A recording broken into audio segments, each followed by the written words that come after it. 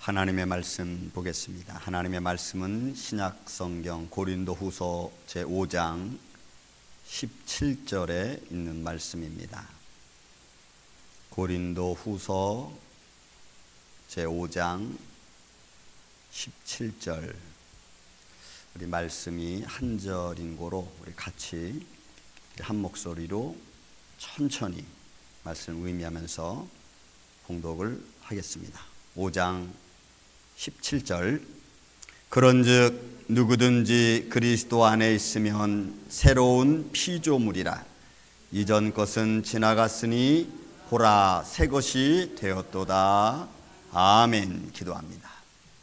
예수님, 한 주간 동안 우리를 지켜주신 것 감사합니다. 그리고 이렇게 주님 전에 나와 예배할 수 있는 은혜를 감사합니다. 예배 중에 우리가 서로 성령으로 하나 되고 말씀의 교제를 나누며 영으로 코이노냐를 이루어갈 수 있는 시간 되게 하여 주옵소서. 생명의 말씀 속에서 주님의 은혜가 함께 있기를 원합니다. 먼저 말씀을 전하는 종의 입술과 생각과 마음을 친히 주관하여 주옵시고, 또한 말씀을 듣는 성도들의 마음과 귀 또한 열어주셔서 우리가 예수 그리스도 안에서 성령으로 하나 되는 시간 되게 하여 주옵소서. 어둠의 세력에 틈타지 말게 하여 주시며 나의 이성의 생각들이 하나님과 우리 사이를 가로막지 않도록 주님 역사하여 주옵시고, 또한 말씀 중에 성령님이 함께하여 주셔서 우리 육신의 연약한 질병의 모습과 육신의 삶에 얽히고 설켰던 문제들과 영적인 문제들이 예수 그리스도 안에서 해결되어지는 시간 되게 하여 주시며, 또한 문제의 해결점을 찾아가는 시간 되게 하여 주옵소서. 주님 감사합니다. 이 예배의 주관자가 되어주시고 홀로 역사하여 주시옵기를 원하옵고 사랑이 많으신 예수님의 이름으로 기도하옵나이다. 아멘. 할렐루야. 감사합니다. 이제 날씨가 좀 더 추워졌고 이제 점점 얼마 남지 않은 21년도 여러분 한 해를 잘 믿음으로 마무리하시기를 바랍니다. 오늘은 믿음의 시리즈 중에서 우리 고린도후서 5장 17절에 있는 말씀으로 은혜를 나누고자 합니다. 믿음으로 된 새로운 인생의 삶, 생활이라는 제목을 제가 좀 적어봤습니다.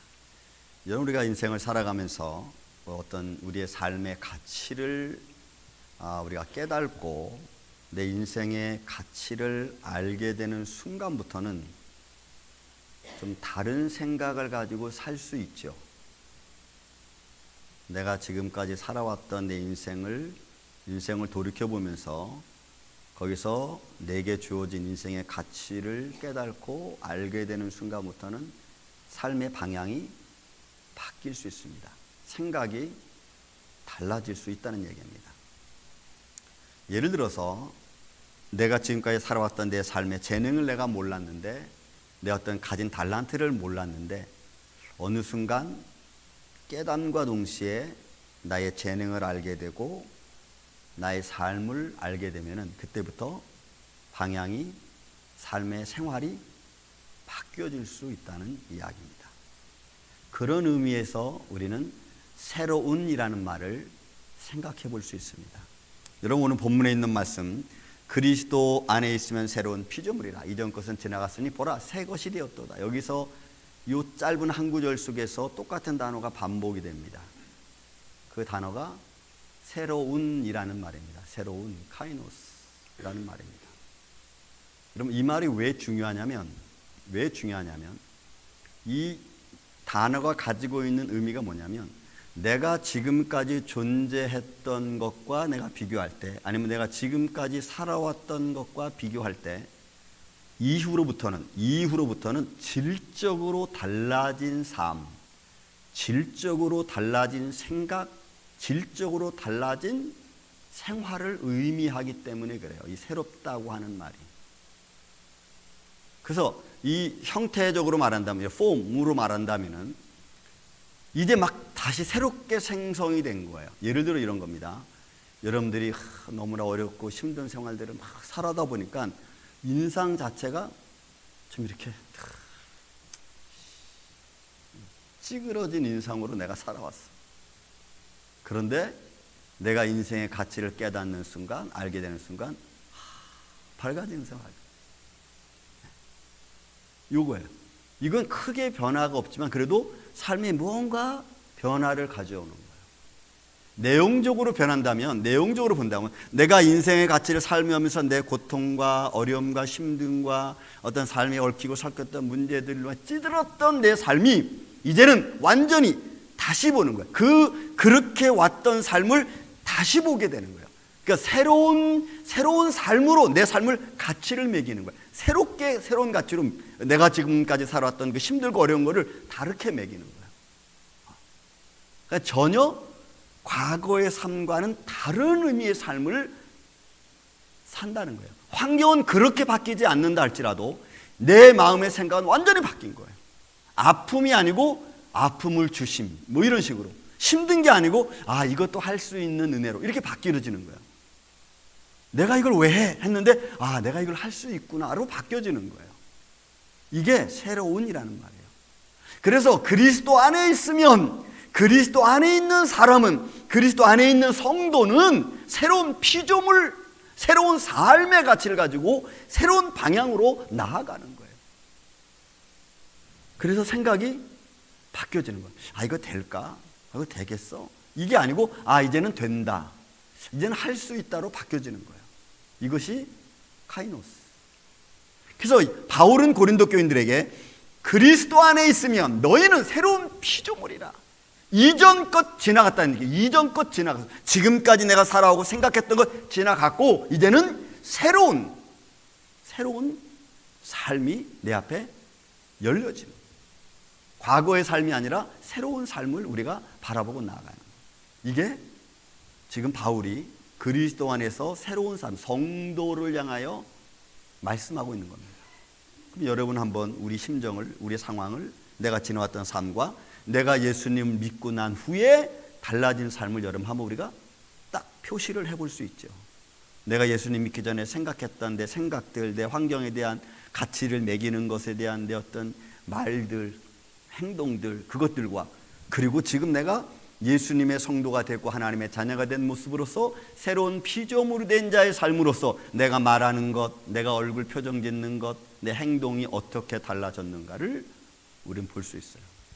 그게 아직도 바뀌지 않았다면 새로운 피조물이 되어져가는 과정이든지 아니면 아직도 시작을 안 했다든지, 얼굴은 바뀌었는데 몸이 안 바뀌었다든지, 그죠? 말은 좀 바뀐 것 같아 인상 계속 찡그리고 있다든지, 아직도 뭔가 좀 어설픈 그런 모습이겠죠. 저는 여러분들이 예수 그리스도 안에서 새로운 피조물이 되시기를 주님의 이름으로 축원을 드립니다. 성경은 이야기를 분명하게 하고 있습니다. 여기에 대해서 내 바뀌어진 삶은 어떻게 살 것인가, 이게 오늘 제가 여러분들에게 드리고 싶은 말씀이고, 그래서 또 한 사람을 제가 선택을 했습니다. 이분은 아직도 살아계신 분입니다. 오래전에 제가 산 책 중에 하나가 1%의 변화가 100%를 바꿀 수 있다는, 이 사람의 인생 노트 속에서, 저는 이 사람을 본 적은 없습니다. 그러나 책을 통해서, 여러분 매스컴을 통해서 만나 뵙고, 그리고 오늘은 이분의 이야기를 좀 하려고 합니다. 여러분들 책을 찾으면 아마 지금 모르겠어요. 절판됐는지 아니면 인터넷 통해 살 수도 있을 것 같습니다. 제목이 참 재미있어서 제가 봤습니다. 1%의 변화가 100%를 바꿀 수 있다. 이게 가능할까? 이 사람의 인생을 또 두 개로 제가 나눴습니다. 예수님 믿기 전의 모습과 예수님을 믿은 후의 모습. 예수님 믿기 전에 이 사람의 인생은 그냥 삶에 대한 열정은 있습니다. 삶에 대한 열정으로 견딘 사람이고, 살아야겠다고 하는 어떤 그런 마인드로 아주 강렬하게 뭉친, 그런데 환경이 너무 안 좋아서 살아갔던 사람, 그게 이 사람에게 예수님 믿기 전의 모습입니다. 이 사람은 임택이라고 하는 분입니다. 임택. 1952년생이십니다. 1952년. 지금 거의 한 70 이상 되셨죠. 1952년생. 생활은 52년생이니까 여러분 6.25가 끝난 1년 전에 태어나셨고 얼마나 힘든 생활을 살으셨겠습니까? 그래서 그는 가난 속에서 살아오면서 몸에 질병을 가지고 있었습니다. 근데 그 질병이 뭔지는 몰랐어요. 12살 때 눈 한쪽을 잃게 됩니다. 실명하게 됩니다. 어린 나이에 12살 때 눈 한쪽을 잃게 되면 어린아이들의 마음은 어떻겠어요? 또 그거를 바라보는 부모의 마음은 어떻겠어요? 또 그 아이를 정상적으로 치료할 수 없는 환경에 대한 또 원통함, 분노, 이런 것들은 우리가 이미 쉽게 알 수 있고 짜증나는 일 아니겠습니까? 그런데 그런 그가 너무나 가난 속에 있다 보면 살다가 위층에서 아주 참 자기 귀에 쏙 들어오는 음악 소리를 듣게 됩니다. 그리고 그 음악 소리를 나중에 알고 보니까 그게 기타 소리였습니다. 그래서 그 기타를 어려움 중에 배우게 됩니다. 왜냐하면 어린아이가 너무 힘들어서 삶에 무엇을 할까 때로는 어려움 중에 있으면서 그의 마음을 끌었던 것이 기타 소리였어요. 그래서 정신없이 그 기타에 매달리고 기타를 배우게 됩니다. 얼마나 열심히 쳤든지 얼마나 열심히 배웠든지 그가 미 8군에서 기타리스트가 됩니다. 그게 18살. 그러니까 어린아이가 6년 만에 기타를 마스터하고 미 8군 음악계에서 기타리스트가 될 정도면은 엄청난 열심으로, 어떻게 보면은 한 눈만 가지고 그냥 음악만 매달렸던 아이였다는 거죠. 그렇게 그가 인생을 살아갑니다. 거기서 또 인정을 받아서 그는 해외 공연까지 예비가 됩니다.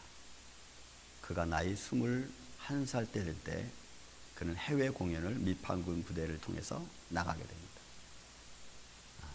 그런데 해외 공연 40일을 정도 남겨놓고 이분이 또 몸이 안 좋은 거예요. 나이 21살.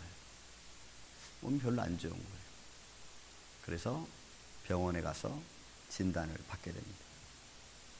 그 진단을 받는데 그의 삶 속에는 어려움이 차가웁니다. 그가 그렇게 표현했습니다. 1972년 3월 5일 그날이 내가 세상에 햇빛을 본 마지막 날이었다. 그리고 21살 나이에 그는 완전히 실명을 하게 됩니다. 여러분 한번 생각해 보십시오. 21살 나이에 12살 때 눈 하나를 잃고 열심히 꿈을 가지고 살아왔죠. 기타리스트로의 삶. 근데 그것이 채 20살도 더 피기 전에 완전한 실명을 가져옵니다. 그가 이렇게 표현했습니다. 내가 이렇게 내 삶 속에서 일어난 것, 이런 일에 대해서 나는 이해할 수 없다. 받아들일 수 없다. 어떻게 나에게 이런 일이, 어려운 일이 이렇게 반복적으로 일어날 수 있는가? 그는 너무나 비참에 빠졌고 인생 좌절을 경험합니다. 이거는 내가 눈만 안 보이는 게 아니고 내 인생의 모든 꿈과 모든 희망이 다 암흑 속으로 들어가 버리는 순간이었다라고 이야기합니다. 그런 좌절 속에서 몇 달을 지나면서 그는 죽을 각오를 합니다. 자살할 각오를 합니다. 그가 틈틈이 모아놨던 수면제약을 어느덧 만져보니까 한 움큼이 됐습니다. 이것을 털어먹고 죽어야겠다고 생각을 했어요. 그러니까 여러분, 실명이 된 눈으로 자살하는 것도 쉽지 않았던지 부모님한테 발견이 돼서 병원으로 옮겨집니다. 눈을 떠보니까 병원. 그 앞에서 울고 있는 분은 어머니. 하염없이 울고. 그렇죠. 그 아들이 그렇게 열심히 또 자기 인생을 살아왔는데 그것마저도 이제는 완전히 포기하고 볼 수 없는 상황이 된 것에 대한 어떤 안타까움과 뭐 절망과 뭐 이런 뭐 애달픔이 있지 않았겠어요. 한참으로 됩니다. 그리고 몇 달을 그는 또 자기의 인생을 후회하면서 견뎌갑니다. 그러다가 물뜻 어머니의 울음소리와 지나온 삶을 바라보면서 이렇게 죽을 수는 없다. 오케이. 지금까지 내게 다가온 이런 일들, 그래, 나는 이해할 수 없다. 일단은 받아들이자. 여러분, 믿음의 사람의 지혜나 또는 하나님이 뭔가 어디서부턴가 나를 지키고 있다는 사람들은 항상 변화의 전환점을 갖습니다. 변화의 전환점. 그래, 나에게 이렇게 이루어진 일에 대해서 나는 내가 어떻게 이해할 수 없고 받아들일 수는 없지만, 그러나 이 상황, 이 환경에 대해서 내가 일단은 인지하자, 받아들이자. 이렇게 마음을 먹고 그는 인생을 다시 시작합니다. 눈이 보였을 때의 인생과 보이지 않았을 때의 인생은 여러분 전혀 다른, 그는 인생을 다시 배웁니다. 점자 공부를 다시 배우기 시작합니다. 그가 인생 노트에서 그렇게 적었습니다. 보통 이것을 점자 공부를 완숙하게 다 쓰고 알 정도가 되려면 3개월에서 최소한 5개월, 6개월 가야 됩니다. 이 사람은 너무나 마음이 답답하고 열정이 있었는지 모르지만 18일 만에 이 점자 공부를 완벽하게 다 뗍니다. 18일 만에.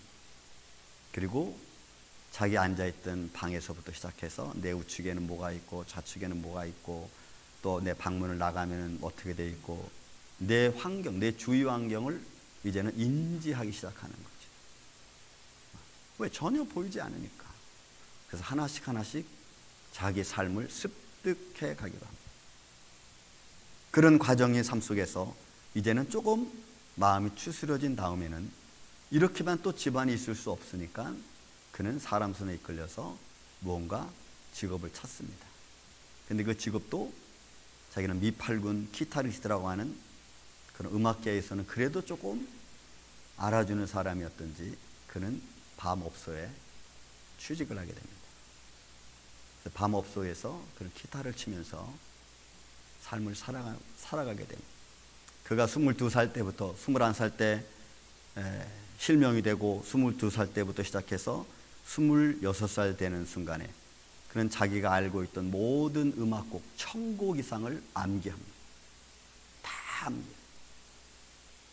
그리고 그 순간 살아가면서 그가 다시 모든 것을 자기의 삶을 정리할 때까지는 그가 2600곡 이상을 암기해서 그것을 남기길 원했던 사람이었습니다. 어쨌든 그는 그래서 밤업소에 취직을 하고 기타 연주를 해주면서 그 인생을 살아갑니다. 결혼도 누가 자기랑 결혼하겠어요? 실명됐지. 가진 것은 그렇게 많지 않지. 그래도 어쨌든 직업은 기타리스트로 하고 있으니까 결혼도 하게 됩니다. 그 결혼도 선본 사람하고는 안 하고 선을 소개시켜준 사람하고 또 결혼합니다. 결혼도 여러분 풍요롭고 아름답게 하지 못했죠.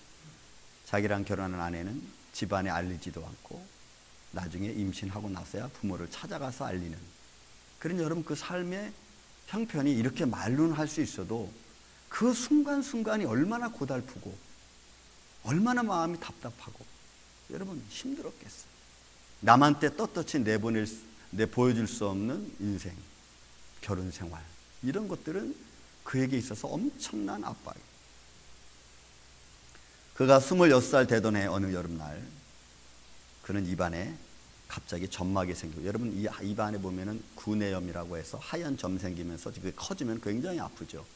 때로는 그게 막 구멍이 움푹 들어갈 정도로 구멍이 생길 정도로 커진답니다. 그런 입안에 구내염이 너무나 많이 생기는 거예요. 그리고 혓바닥이 하얗게 변하기도 하고 그리고 먹기만 하면은 너무 따끔따끔거리고 위가 아프고 너무 고통스러워요. 또 어떨 때는 온몸의 피부에 종기 같은 게 나는데 여러분 종기 나면 안에 그 고름이 생기잖아요. 피고름이 생기고 그것이 한두 군데 나는 게 아니고 여러 군데 막 몸이 나는. 그래서 너무 힘들어서 병원을 찾아가서 진단을 받습니다. 의사가 하는 말이 고개를 갸우뚱하면서 이 병은 베체드병입니다. 베체드 합병증으로 나온 겁니다. 여러분 이 베체드병이라는 것을 저도 잘 몰랐는데 인터넷에 찾아보다 봤습니다. 했더니 이거는 피부 질환 염증, 피부 질환인데 피부 질환이면서도 그게 합병증으로 나타나면 염증성 질환입니다. 염증, 고름이 생기는데 그게 어디 생기냐에 따라서 무지하게 중요해요. 예를 들어서 염증이 혈관에 생기면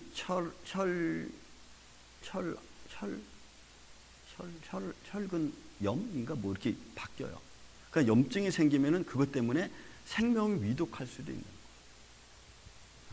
피부에 그 염증병이 생기면 계속해서 피고름이 나는 피부염이 되는 거죠.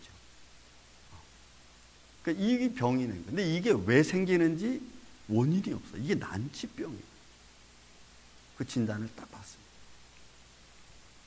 여러분, 그렇잖아도 12살부터 살아왔던 인생의 그 험난한 그 순간순간의 상황들에서 어떻게 해서라도 버티면서 살고 싶었는데 26살 되던 어느 여름날 그런 모습을 여러분 당했다고 생각해 보십시오. 여러분, 하나님 인정하겠어요? 하나님이 있으면 나한테 왜 이런 일을 하겠어요? 우리 늘 하는 말 아닙니까? 그죠? 그는 더 이상 살고 싶은 생각도 별로 없었습니다. 그래서 아내와의 다툼도 있고 또 아내가 너무 착해서 또 그런 중에도 자기를 보살펴주고, 그러니까 그의 삶 속에 그런 말, 아내의 도움이 없었다면 나는 이 병과 싸울 수 없었고 또 이 병과 싸우는 동안은 늘 괴로웠고 죽고 싶은 심정이고 미안한 마음이 드는 거예요. 여러분, 눈도 안 보이지 질병에 막 걸려서 허덕이고 있는 자신을 돌보는 아내의 모습은 여러분 이거는 그죠? 하나님의 은혜가 아니면 불가능해요. 이렇게 살다가는 자기가 아무것도 될 거 아니까 자기가 마지막 유언처럼 하고 싶었던 게 뭐냐면 이 병과 몇 년간 싸우면서 내가 그동안 배우고 연주했던 그 곡들을 좀 정리하고 싶은 생각이 든 거예요. 어떻게 보면은 자기 인생을 좀 정리하고 싶은 생각이 들었겠죠. 그런데 도와줄 사람이 아무도 없는, 그런 도와줄 사람이 아무도 없는 상황에서 내가 그동안 인생 살았던 짧은 인생이지만 살아왔던 그 정리된 악보들을 좀 정리하고 좀 남기려고 하는데 도움의 손길이 없는 거예요. 그러던 어느 날 부인이 아이들을 교회에 보내는 거예요. 교회. 그래서 교회에 보내는 것만이 아니고 어느 날 부인이 나는 지금부터 오늘부터 내 아이들하고 나는 교회를 다닐 겁니다 라고 자기한테 선포를 했어요. 그래서 그가 생각하기를 그래, 일주일 내내 나 때문에 고생하고 나 때문에 힘들었는데 하루 정도는 내가 그 사람을 놔줄 수도 있지. 그리고 교회 다니라고 보낸 거예요. 그때부터 그의 인생은 제2막이 시작이 됩니다. 예수님을 만나는 삶. 여러분, 그 당시에는 이제 그렇죠. 1950년, 60년, 70년, 80년대 오면 한국 교회가 성령의 역사에 통해서 막 부흥하는 시대였어요. 이분이 가서 교회에서 등록을 딱 하니까 한국에서는 처음에 그 당시에는 교회 등록하면 뭐 해요? 등록한 가정, 신방, 그리고 등록한 성도, 성경 공부, 이런 걸 먼저 시작하잖아요. 어느 날 갑자기 교회에서 사람이 신방을 찾아오는, 자기는 준비되지 않았는데 자기 모습은 보여주고 싶지 않은데 남자가 찾아왔어, 교회에서. 그래서 받아들이고 그러나서 신방을 맞이하면서 이런 얘기가 오고 갑니다. 우리 교회를 나오셨으니까 이제는 성경 공부를 한 3개월 동안 해야 됩니다. 근데 이분이 갑자기 마음에 화가 난 거예요. 내가 눈에 보이지 않고 아무런 상황도 모르고 아무것도 모르는데 여자도 아닌 남자가 와서 성경 공부한다니까 좀 마음에 화가 났어요. 그런데 이분이 와서 하는 말이 이런 거예요. 지금 제가 와서 성경 공부를 하는데 우리 둘이 성경 공부하니까 좀 어색하니까 이 공부를 위해서 우리 남편 되시는 분이 좀 같이 참여했으면 어떻겠습니까? 했더니 속으로는 옳다, 그래. 그러면서 자기가 지켜볼 수도 있고 상황을 보는 거예요. 그래서 성경 공부를 3개월간 하게 됩니다. 성경 공부를 하는 과정 속에서 한 달, 두 달, 석 달 이렇게 지나가면서 자기도 모르게 마음속에 믿음이 생기기 시작합니다. 이게 하나님이 저는 은혜인 줄로 믿습니다. 말씀이 내 안에 들어와서 내 안에 뿌리를 내리고 그것이 내 인생을 바꿀 수 있는 시간들은 우리는 잘 모르지만 어느 순간부터 그것을 받아들이는 마음이 된 거예요. 전혀 이해하지 못했던 전혀 다른 영역의 삶이 내 안에 들어오는 거예요. 근데 그 다른 영역의 삶이, 다른 영역의 이론이, 때로는 다른 영역의 어떤 종교가, 어떤 신앙이 내 안에 들어와서 나를 이해시킬 수 있다면, 그러면 그때부터는 변화라는 게 시작이 되는 겁니다. 어느 날 그가 아침에 일어나서 자기도 모른 채 일어나서 어린아이들을 깨우고 야 교회 가자, 자기가 옷을 갈아입고 준비를 하고 하는 자신의 모습을 자기가 본 거예요. 전혀 그런 걸 몰랐던 그가 어느 순간 내가 주일날 되니까 아침에 일찍 일어나서 교회 갈 준비를 하고 몸을 단장하고 아이들을 깨서 준비시키고 그리고 교회를 가는 내 모습을 자기 스스로가 딱 느낀 거예요. 그리고 교회 가서 말씀을 듣습니다. 그리고 교회 생활하는 과정 속에 자기 인생을 돌이키게 본, 자기 인생을 생각합니다. 그리고 자기 마음속에 이상한 생각 하나가 들었습니다. 내가 지금 두 눈을 보지도 못하고, 그죠? 뭘 특별히 할 수 있는 것은 없지만 하나님이 내게 주신 재능 하나, 기타 치는 것. 근데 그 하나님 주신 재능 기타 치는 것을 캄캄한 밤 업소에 가서 담배 연기 나는 그 속에서 사람들의 쾌락과 즐거움 속에 살아가는 그 사람들을 위해서 자기 하나님이 내게 주신 재능 기타를 치는 것이 어느 순간부터 내 마음속에 죄의식으로 느끼기 시작했어요. 이거는 아니다. 하나님이 내게 주신 이 재능이 이렇게 쓰여지는 것은 아니다. 그런 마음이 들기 시작했어요.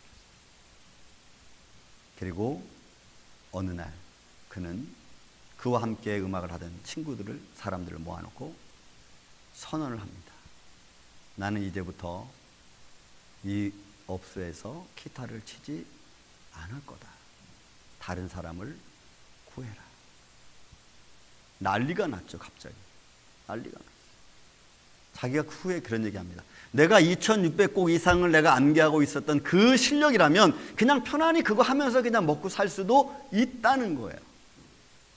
근데 갑자기 그 선언을 딱 하고 나서 나와보니까, 여러분 하루라는 것이 얼마나 빠릅니까? 아침에 왔다가 저녁이 되고 저녁이 되고 아침이 되고 너무나 빠르잖아요. 그 다음날 자기는 뭘 해야 될지 모르는 거예요. 하루아침에 직업을 그만뒀으니까.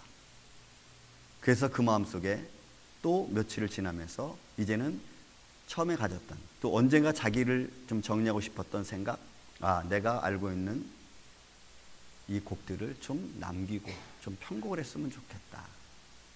그런 생각이 들기 시작했어요. 그런데 이런 편곡을 하고 작곡을 하려면 뭐를 기본적으로 하냐면 피아노를 기본적으로 해야 되는 거예요. 기본적으로. 그래서 자기는 피아노를 만져본 적이 없어요. 그래서 물어물어 사람한테 알아서 피아노 앞에 앉아서 소리를 듣습니다. 도, 레, 미, 파, 솔. 눈에 보이지 않지만 음으로 아니까 음으로 쳐서 그것을 알게 됩니다. 그때 비로소 그는 처음으로 하나님께 감사의 모습을 드려요. 하나님, 내가 눈에 보이지 않지만 내가 들을 수 있는 귀가 있고 그리고 피아노를 칠 수 있는 손가락 10개를 주신 것 감사합니다. 여러분, 들을 수 있는 귀와 움직일 수 있는 손가락 가진 것에 대해서 감사한 적 있으세요? 그냥 사람마다 환경이 다 다른 거예요. 그는 그 음악 속에서 오케스트라 편곡자가 되기를 원했어요. 그래서 그 삶을 하나님의 뜻을 따라 살아가길 원하는, 하루아침에 방업소를 그만두고 그리고 이제는 다시 편곡자, 작곡자로 살아가기를 원합니다. 그에게 인생에 있어서 크게 3가지 정도 기적이 일어났습니다. 그 하나는 1995년 6월 29일 사건을 혹시 여러분들 아십니까? 1995년 1995년. 이게 한국 삼풍백화점 붕괴 사건입니다.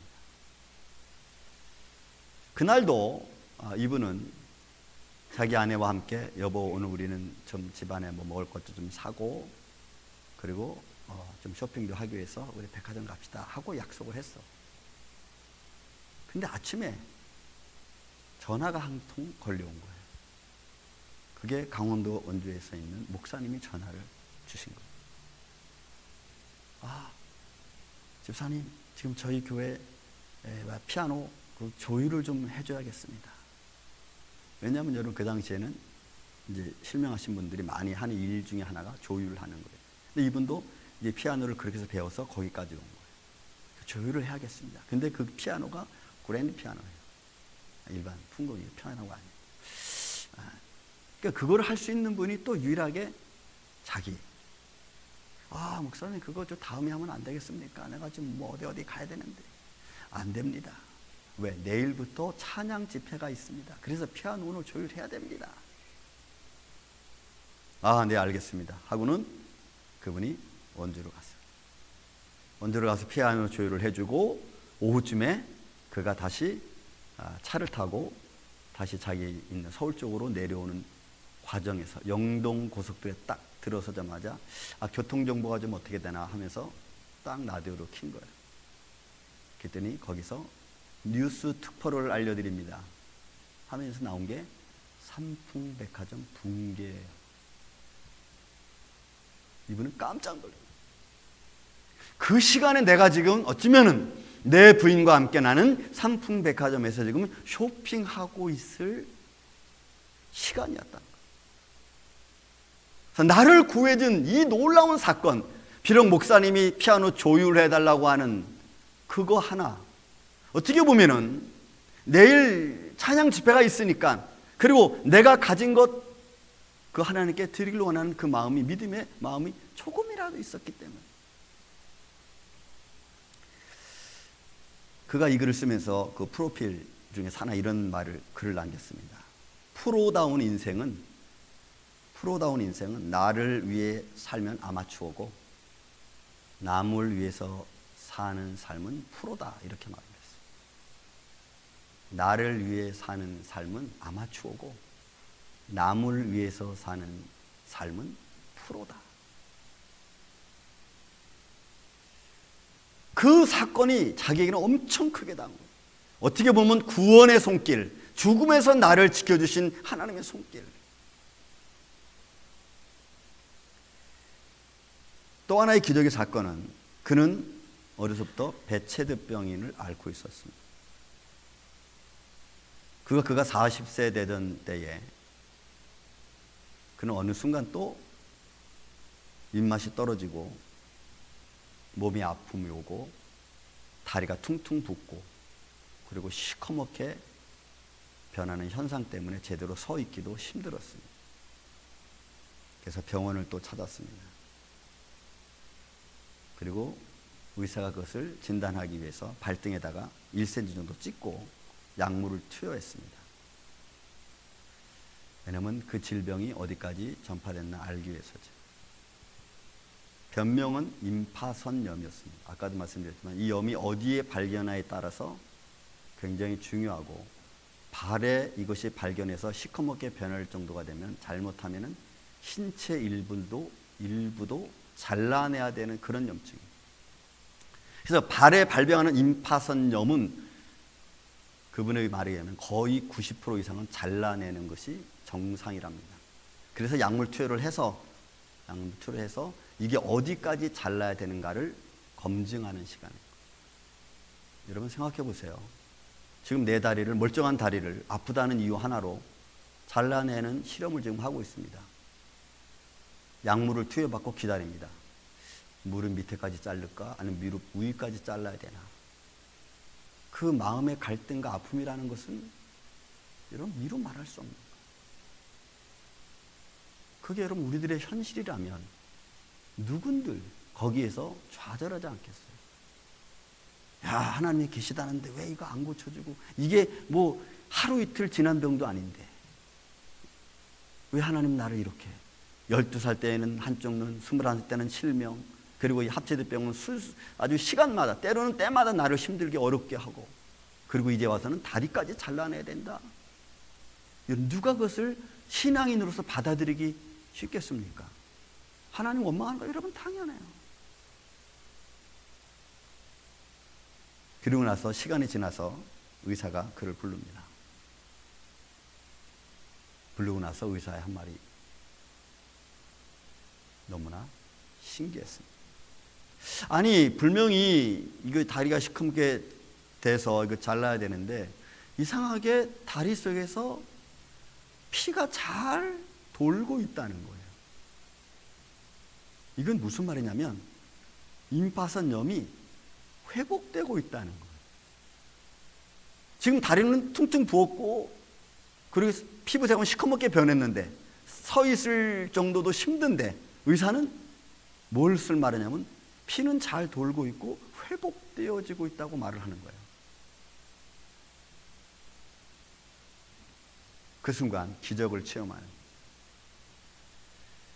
이 의사한테 가면은 반드시 다리가 잘라져야 되는 게 정상인데 자르지 않고 집으로 돌아왔습니다.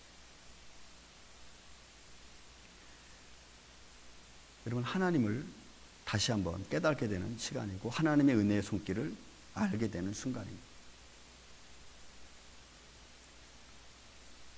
세 번째 그의 기적 중에 하나는 그가 이런 말을 하는 겁니다. 내가 밤 업소에서 전전긍긍하며 살아갈 수도 있다. 세상을 위한 삶을 살 수도 있다. 그러나 그 삶을 내가 끊고 그리고 내가 하나님을 향해서 인생의 삶의 터닝 바꾼 거죠. 바꿔서 살다 보니까 처음에는 그게 어려운 것 같고 힘들 것 같고 좌절될 것 같고 아무것도 할 수 없는 것 같은데 묘하게도 이상하게도 그 순간부터 내 길이 조금씩 열려지기 시작하는 거예요. 그가 하나님 말씀을 받아들이는 순간 그는 실명자였지만 복음 전도자, 간증 집회를 하러 다녀요. 간증 집회. 간증 집회에서도 너무나 내용이 좋고 하나님의 은혜와 손길과 새로운 삶의 역동적인 모습이 있으니까 그는 그 당시에 여러분 80년대 90년대 가장 한국에서 유행했던 직업 중에 하나가 대기업 직원 연수 강사입니다. 여기에 초청이 돼서 또 다니기 시작하는 거예요. 여러분, 대기업 직원 연수 한 번 나가면 돈 얼마나 받는지 아시죠? 네. 초청 나가는 거예요. 또 그런 믿음의 신앙을 가지고 있다 보니까 모 작은 신학교에서 그를 실용음악 강사로 그를 또 부르게 됩니다. 그는 기독교 방송 CBS 방송 선교사로 일을 하게 되고 그가 마음에 가졌고 꿈에 가졌던 오케스트라 편곡자로서의 인생을 살아가기 시작합니다. 자기에게서는 기적과 같은 일이. 그렇게만 세상을 위해서 살아갈 수 있습니다. 그렇게 살 수 있는데도 불구하고 그 삶을 청산하고 끊고 하나님의 은혜 가운데서 내가 삶의 방향을 바꾸니까 다 달라지는 거예요. 그리고 그 길은 더 휘황찬란하게 바뀌는 거예요. 그는 한국의 베델교회의 장로님으로 섬기고 계십니다. 그리고 그의 둘째 아들은 목사님이 되었습니다. 여러분, 제가 오늘 이분은 아마 글쎄요, 이 방송 설교가 지금 만약에 우리 인터넷 뜨면은 들을 수 있을까 모르겠지만 믿음으로 새롭게 된 인생, 믿음을 통하지 않고는 그리스도 예수 안에 있으면, 여러분 그리스도 안에 있으면 새로운 피조물이라. 카이노스. 내 인생의 삶이 지나온 과거에 머물러 있지 않고 정말 새롭게 된 인생의 삶을 사는 거예요. 절망과 좌절 속에서 전전긍긍하며 살아가고 아픔과 고통 속에 있는 게 아니고 이제는 하나님이 나에게 새롭게 부여진 인생, 그 병으로 인해서 금방 죽을 것 같던 인생이 지금까지 그는 여전히 장로님으로서, 전문적인 기타리스트로서 또는 여러 곳에 다니면서 간증하는 사람으로서, 강사로서 더 멋진 인생을 살아가고 계십니다. 무엇이 그렇게 그의 인생을 바꿨을까요? 바울은 고린도 교인들에게 그리스도 안에서는 새로운 피조물이라, 보라, 이전 것은 지나갔다, 이전 것은 지나갔다, 이제 새 것이다. 저는 여러분들이 이런 삶을 사시기를 예수님의 이름으로 축원을 드립니다. 이전 것은 지나갔으니 거기에 얽매이지 말고, 거기에 자꾸 전전긍긍하지 말고, 그 생활로 왔다 갔다 하지 말고, 이제는 정말 새로워진, 내게 주어진 인생에 대하여 내가 담대하게, 내게 주어진 축복을 내가 받으면서 믿음으로 살아갈 수 있는 하나님의 사람. 저는 그런 인생의 축복이 여러분들 안에서 열매 맺기를 예수님의 이름으로 축원을 드립니다. 새로운 그리스도인의 삶, 그리고 여러분들이 하나씩 하나씩 베풀어주는 그 인생의, 프로적인 인생의 삶 속에서 또 다른 새로운 축복의 열매를 맺고 또 거둘 수 있는 그런 인생이 되시기를 예수님의 이름으로 축원을 드립니다. 사랑과 은혜가 많으신 아버지 하나님, 감사합니다. 우리는 때로 내가 너무 지나치게 하지는 않을까 우린 걱정하기도 합니다. 때로는 우리의 인생이 과거에 자꾸 사무쳐서 이리저리 왔다 갔다 방황할 때도 있습니다. 그러나 오늘 바울은 분명하게 고린도 교인들에게 선포합니다. 그리스도 안에 있으면 새로운 피조물이라. 이전 것은 지나갔으니 보라, 새 것이 되었도다. 주님이 우리에게 들려주신 이 말씀을 통하여 오늘도 우리의 인생이 새롭게 또한 열려지길 원하며 거룩한 뜻을 이루어가는 하나님의 백성들이 되기를 원합니다. 주님께서 이렇게 우리를 붙잡아 주시고 사랑하는 성도들을 축복하시고 하나님의 교회인 임마누엘 교회를 지켜 주옵소서. 예수님의 이름으로 기도하옵나이다.